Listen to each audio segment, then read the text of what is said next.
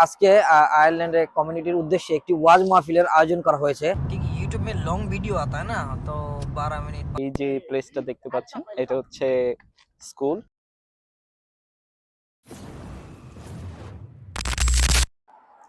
আসসালামু আলাইকুম গাইস, আরেকটি নতুন ভিডিওতে আপনাদের স্বাগতম জানাচ্ছি।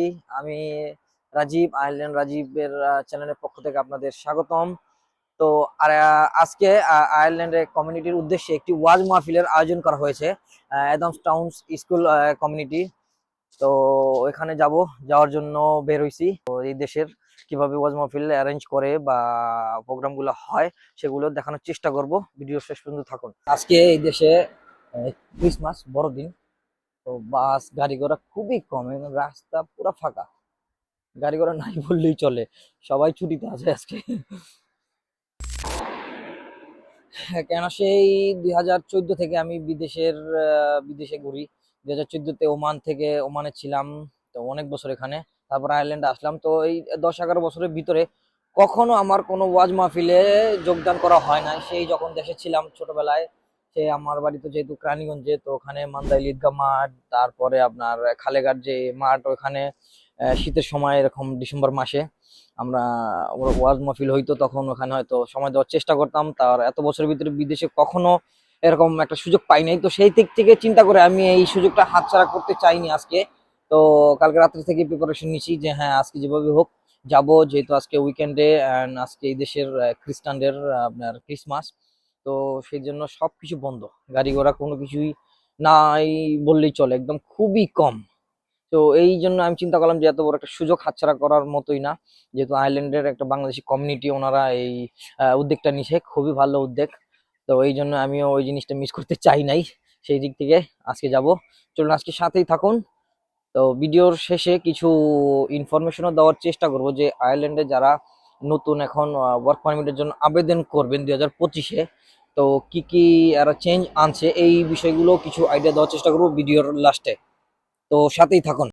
বাস স্টপে অনেকক্ষণ ওয়েট করার পরে জানতে পারি যে আজকে বাস চলতেছে না। তো ট্যাক্সি বুক করি। তো দেখতে পাচ্ছেন আমাদের ট্যাক্সি চলে আসছে, এখন চলে যাব। क्योंकि यूट्यूब में लॉन्ग वीडियो आता है ना, तो 12 मिनट 15 मिनट का। टिकटॉक में तो शॉर्ट वीडियो 15 मिनट ना, शॉर्ट वीडियो ज्यादा होता है ना टिकटॉक में, आदमी लोग 1 मिनट में।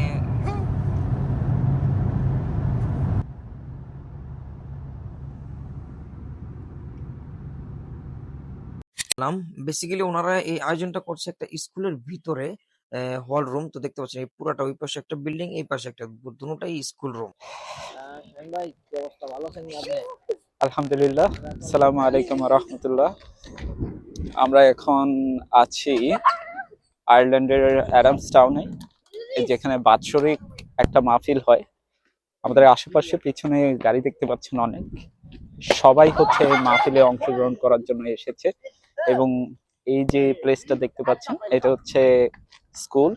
তো স্কুলটাকে ভাড়া নিয়ে হচ্ছে মাহফিলটা করা হচ্ছে, এবং প্রতি বছরই একবার এই মাহফিলটা হয়ে থাকে। এবং অল ওভার দ্য আয়ারল্যান্ডে যত মানুষ আছে চেষ্টা করে এই মাহফিলটায় অংশগ্রহণ করার জন্য। তো নামার পরে এখন ভিতরের দিকে যাওয়ার জন্য ঢুকছি। এটা মেইন গেট। তো মেইন গেট থেকে ঢোকার পরে ওনারা খুবই সুন্দরভাবে এখানে একটা আয়োজন রাখছে বুক, যে বই সেল করার জন্য। বিভিন্ন ইসলামিক বুক আছে এখানে। তো আমি and আমার ফ্রেন্ড এখান থেকে কিছু বুক দেখলাম, রিড করলাম, দেন ও একটা বই নিল এখান থেকে। তো দেখার পরে আমরা হল রুমের ভিতরে যাওয়ার চেষ্টা করলাম।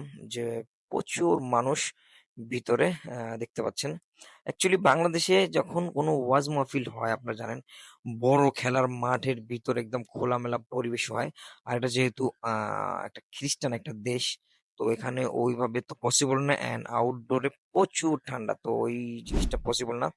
আর এটা দেখতে পাচ্ছেন, এটা কিন্তু একটা বাস্কেটবল খেলার গ্রাউন্ড। তো এই জিনিসটা আয়োজন করছে, খুবই ভালো লাগছে আমার কাছে। দেন আস্তে আস্তে আমরা ভিতরের দিকে চলে আসি, পিছন সাইডটায়। তো ওনারা আরেকটা জিনিস খুবই ইন্টারেস্টিং, যে জিনিসটা হয়েছে যে বাংলাদেশে তো ওয়াজ মাহফিল আপনারা গেলে কখনো লাঞ্চের ব্যবস্থা থাকে না। যেহেতু এখানে ওনারা দিনের বেলায় করছে, তো সেই জন্য ওনারা একটা লাঞ্চের ব্যবস্থা রাখছিল এখানে, যেটা খুবই ইন্টারেস্টিং ছিল। জোহরের নামাজের পরে ওনারা সবাইকে বসায় দেয় দুপুরের খাওয়ানোর উদ্দেশ্যে। তো দেখতে পাচ্ছেন আমরা সবাই বসে যাই এন্ড সবাইকে এক বোতল করে পানি দিল। আমরাও অপেক্ষা করতে ছিলাম। আমার পাশে কিছু লোক ছিল, ওনারা বিভিন্ন রাষ্ট্র থেকে আসার পরে আয়ারল্যান্ডে সেট হয়েছে। তো উনি আমার চ্যানেলে হাই দিচ্ছিল, সবাই কথাবার্তা বললাম অনেকক্ষণ। দেন এখানে দেখতে পাচ্ছেন আমাদের শাহিন ভাই, সেই হাসি দিচ্ছে আমাদের শাহিন ভাই এখানে আসে। তো এখানে আসার পরে অনেক ভালো লাগলো, অনেকদিন পরে একটা গণজামায়াত দেখলাম আয়ারল্যান্ডে, যেটা খুবই ভালো লাগলো। দেন আমরা সবাই খাওয়া দাওয়া করি। তো এখানে খাওয়া দাওয়ার সময় আমার একটা জিনিস মনে পড়ে যায়, যখন বাংলাদেশে আমি জামাতে গেছি 3 দিন করে অনেকবার, তখন আমরা একসাথে অনেক লোক বসে খাইতাম এক প্লেটের, 3 জন বা 4 জন বা 5 জন বসে একসাথে খাওয়া হইতো। তো এই জিনিসটা আমার মনে পড়ে যায় এই ওয়াজ মাহফিলে আসার পরে আজকে। তো দেখতে দেখতে আজকে যে আয়ারল্যান্ডের কমিটির উদ্দেশ্যে এত সুন্দর একটা ওয়াজ মাহফিলের আয়োজন করেছিল সেটা সমাপ্তি হয়। আমিও বাইরের দিকে চলে আসি, তো প্রচুর মানুষ ছিল। তো তো সবার জুতা এলোমেলো ছিল, একটু খোঁজাখুঁজিতে সমস্যা হচ্ছিল সবারই। তো যাই হোক, আজকে যারা এই একটা সুন্দর আয়োজন করছিল তাদেরকে অসংখ্য অসংখ্য ধন্যবাদ। আমিও হ্যাপি এত বছর পরে একটা এরকম ওয়াজ মাহফিলের অংশগ্রহণ করতে পেরে, আমি খুবই হ্যাপি।